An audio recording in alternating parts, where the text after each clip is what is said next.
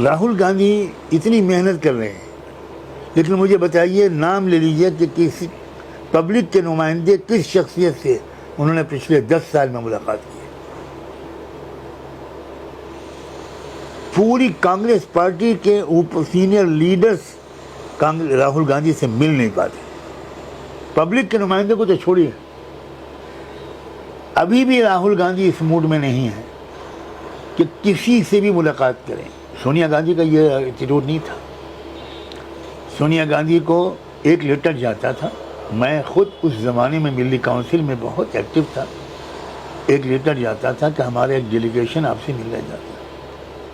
चंद घंटे के अंदर जवाब आता था कि ठीक है, मुझे थोड़ा मौका दीजिए, मैं टाइम फिक्स करके आपको बुलाती हूँ।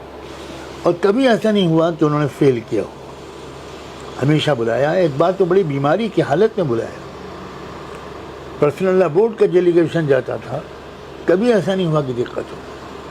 अब किसी जमात के नुमाइंदे से पूछ लीजिए, किसी जमात के लीडर से पूछ लीजिए, किसी मुस्लिम लीडर से पूछ लीजिए, किसको वक्त दिया है राहुल गांधी? बहुत बड़ी कमी है राहुल गांधी की। मैं अप्रिशिएट करता हूँ राहुल गांधी की मेहनत को, उनकी पदयात्रा को। ये पदयात्रा खाली राहुल गांधी की न होती, इंडिया अलायंस की होती तो इसका कुछ और ही असर जाता। अब भी वक्त है, अब भी वक्त है।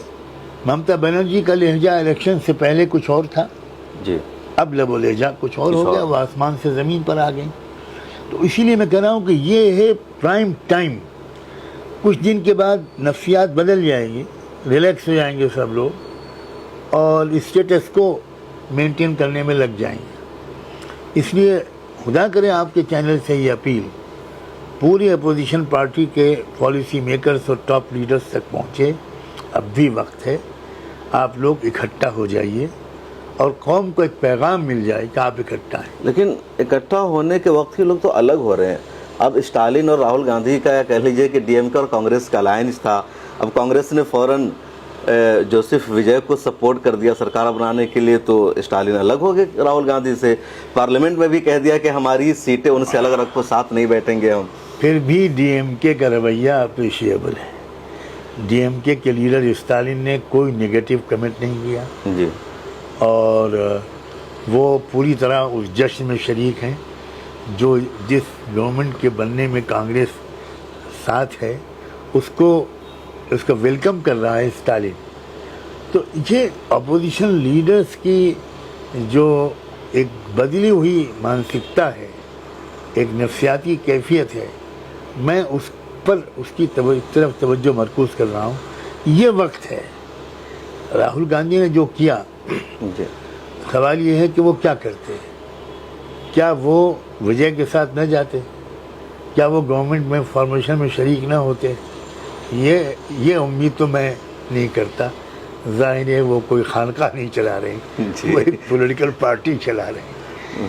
तो ये तो उन्होंने ठीक किया और इसका बुरा नहीं माना स्टालिन। वो समझ रहा है कि this is something very usual. नहीं होता तो वहाँ गवर्नर रूल नाफिज हो जाता, तो सबका नुकसान था उसमें था। तो ये एक पॉलिटिकल डिसीजन है राहुल गांधी का। और मैं स्टालिन को ऐसा जितना मैं जानता हूँ कि वो बुरा मानने वाले इंसान नहीं, लेकिन अब इन ताकतों को बहरहाल इकट्ठा हो।